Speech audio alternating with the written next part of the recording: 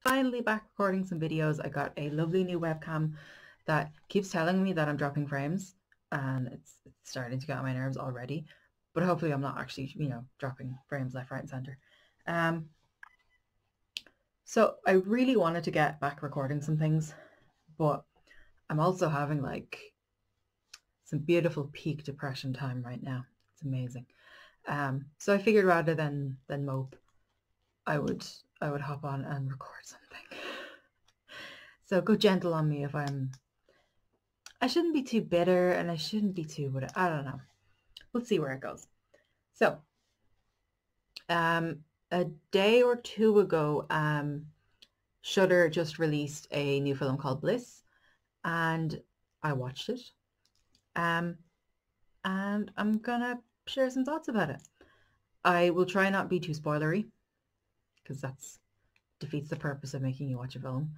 Can you stop telling me I'm dropping? Every time I see frames dropping, I just think of Disturbed dropping plates, and then that gets stuck in my head. And then I feel like 13 again. So I made some notes. I'm stroking them off camera. They're here. So yeah, can you tell how how muddy and fuzzy I am? I'm also just home from work, so my peak performance time. So Bliss, let's just get started because I don't know how long this has been that I've just been rambling about nothing. So Bliss. It is a new film from Joe Begos. I'm not too sure to pronounce his name. I wasn't familiar with his films before. When I looked them up, I realized the poster for one of his films I know because it looks interesting, but also like really like kind of, I don't want to say cheap, but it looks like it wouldn't be great. But I watched the trailer and I'm down to watch it. So that is a film called The Mind's Eye. He also did Almost Human and a bunch of other few bits, grammars.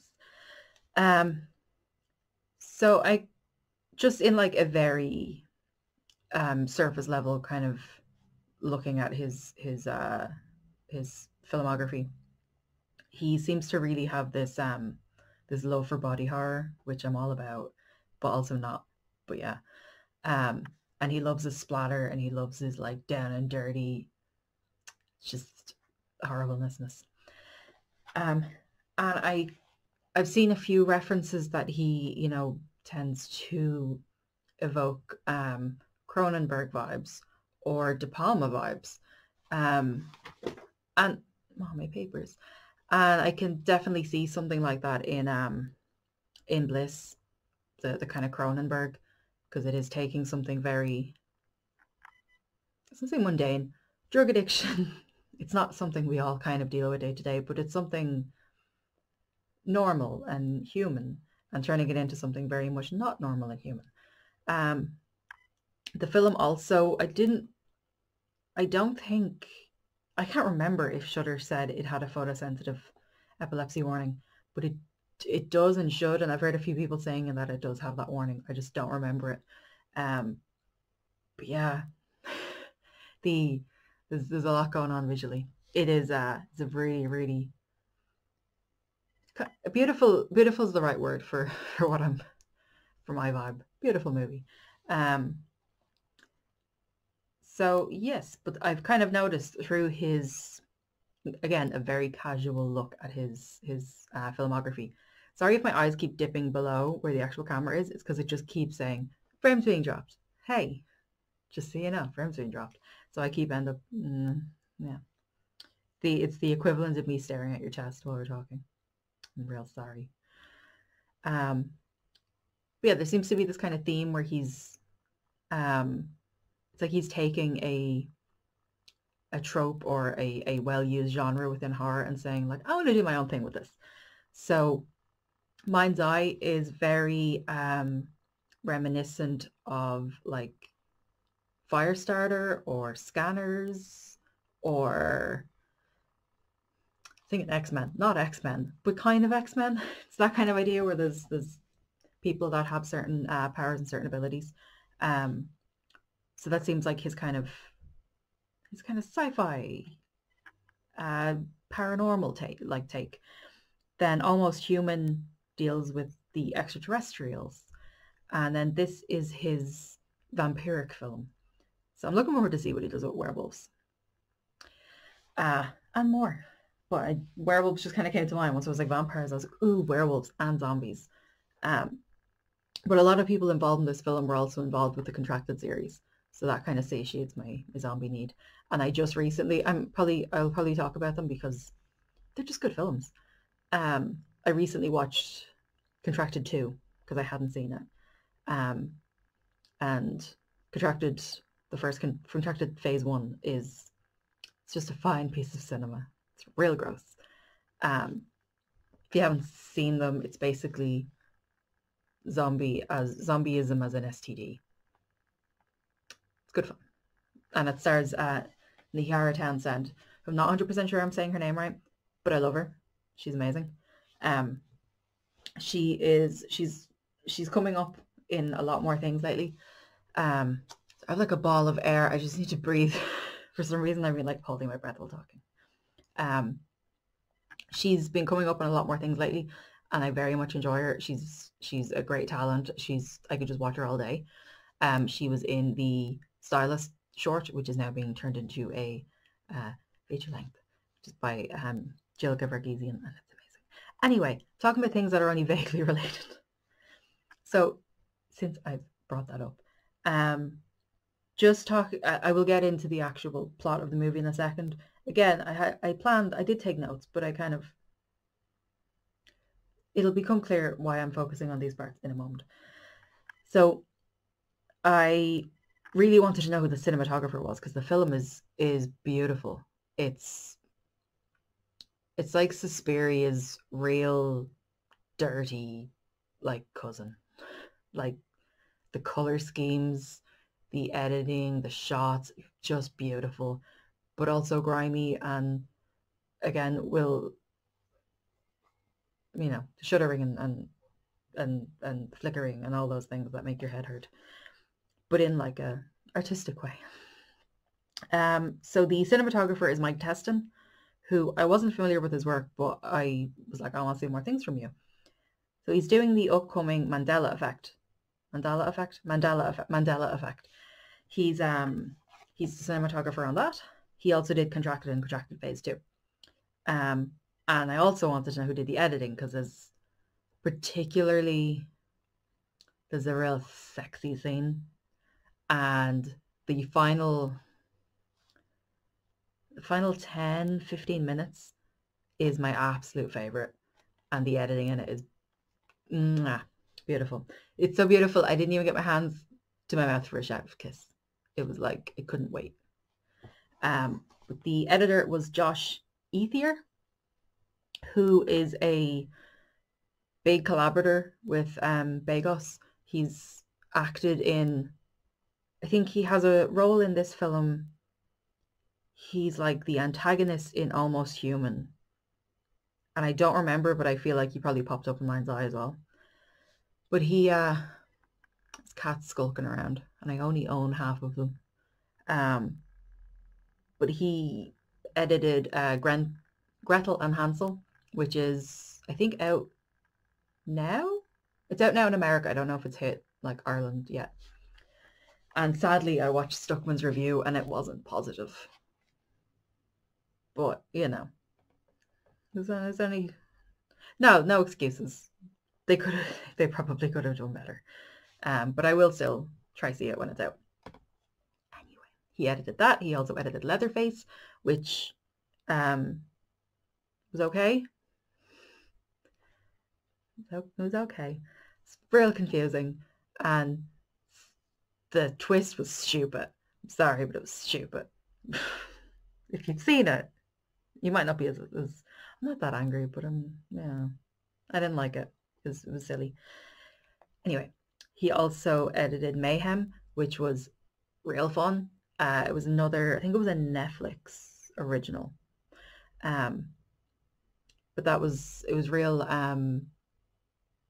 I don't like comparing films that are trying to do something different, but it was very feck, that film. It'll come to me.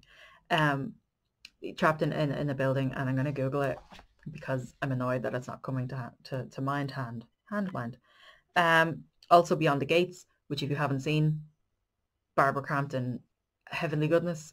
We Are Still Here, also Barbara Crampton, heavenly goodness. And Contracted. You're noticing a theme here, and I have to talk about Contracted soon. No, shush. Just because I use my phone, it's like, do you want to just get distracted and Google things? No. I have Cloverfield in my head. It's not Cloverfield. And I'm going to look it up by checking John C. McGinley, because it's the only actor I can remember that's in it. I am referencing Belko Experiment, which was also okay. I think we covered all the like background. Didn't necessarily have to cover it, but I like giving Jews where they're due, because it's a beautiful movie. It's well pieced together. It's well edited. It looks stunning. The soundtrack I did enjoy, but it overlapped with... Okay. I'm going to explain the plot, and then I'm going to get into my feelings. So it's basically, you're following this artist called Desi, played by Dora Madison. She's in loads of things, and I think she was in Dexter and a few other bits, but I haven't seen her in anything before. She's a good, fine, strong actress. So she basically is this... She is or was a successful artist. We see a guy in a bar approach her, and he's like, "Oh my God, you did the artwork on this certain issue of a comic that I love," and she's like, "Please go away." So maybe I think it is very pretentious. She is, and most of the characters in it are quite pretentious. So I think she's moved beyond that kind of artwork, and she is a fine artist now. But basically she has to get some pieces done for a show, and she has been having severe creative block. So some good drugs, get them into you. That will clear it all up, and you'd be grand. You can paint away. That's kind of the basic plot, is she is trying to finish this painting, and she goes and gets some drugs. So she has a regular dealer, and she asks him for something strong that can, that will give her the right amount of kind of lucidity, and that she can just like free flow and not be like so in her head and blah, blah, blah. So it gives her this mixture of, I think it's like cocaine and MDMA or something. It's some like mixture that he's like, it's the perfect balance, but don't take too much, or like you'll get real fucked up.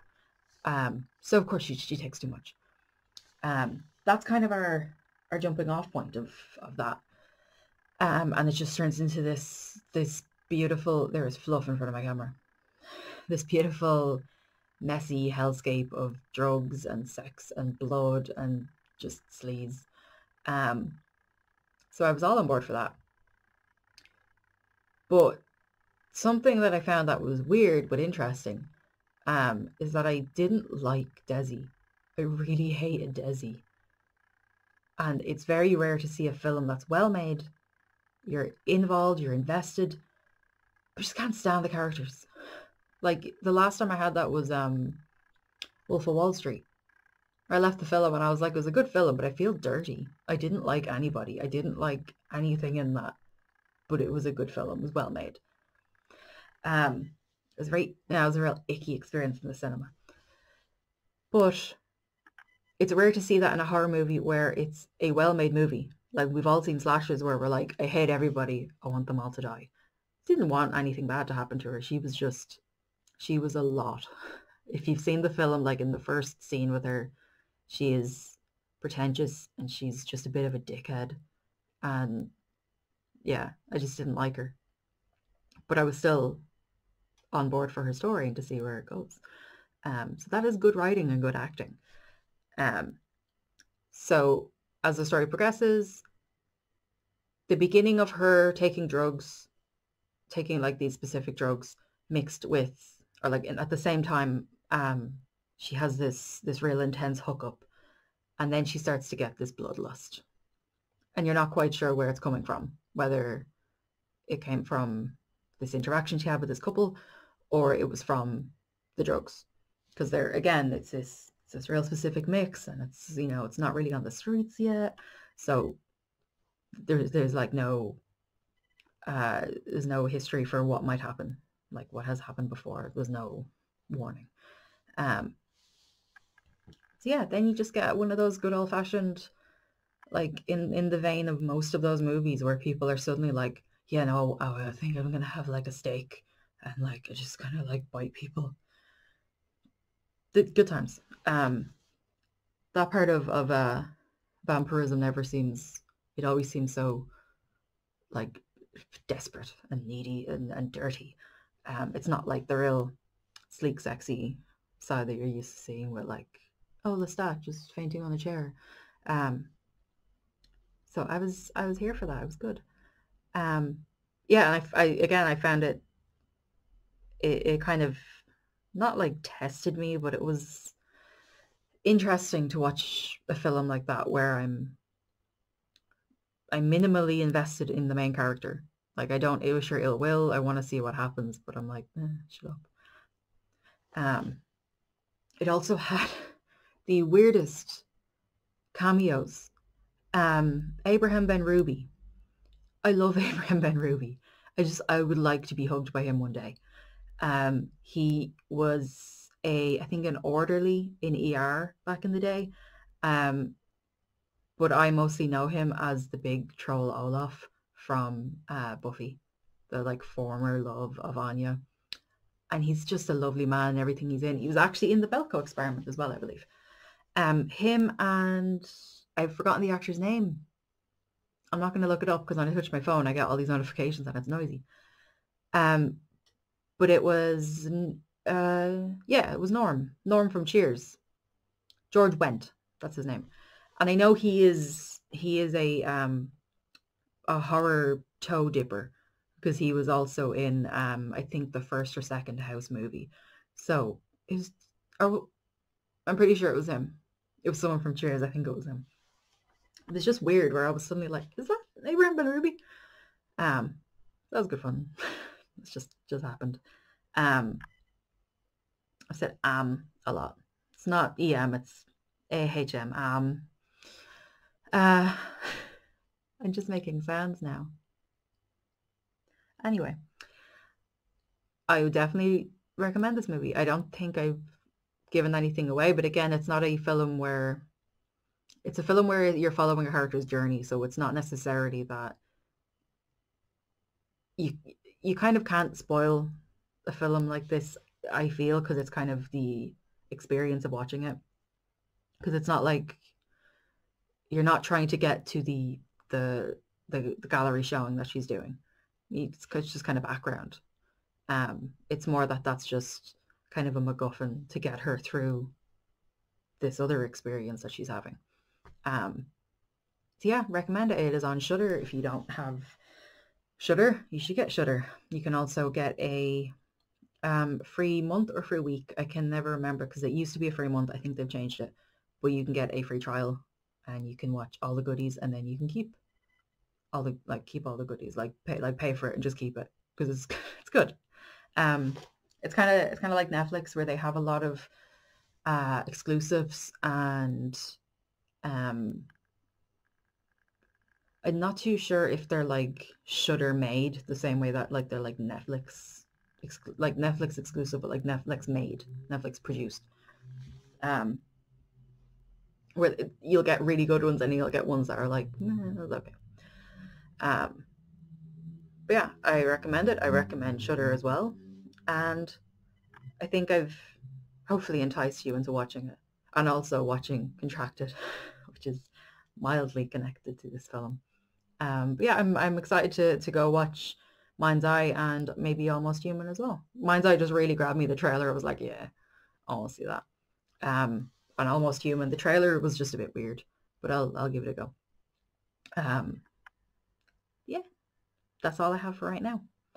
I have a few other little things in mind. You might notice me in the same clothes in the next one because I'm probably going to record it now just to have it, because I'm going into a full 5 days of work after my 1 day off. So I'm going to want to have a little backlog. because it's 5 days of retail. It's my own personal horror movie. So thank you. You couldn't have waited just a minute, and I bet you it's Wish. Oh, it's not Wish. It's just telling me how cold it is outside. I know. Phone. I know. It's cold in here too. So that is all I have for right now. I enjoy this new camera as well. Despite my frames dropping left, right, and center. Yeah. Hope you check out the film. Let me know if you do, or let me know if you already have seen it. That is all for now. Bye.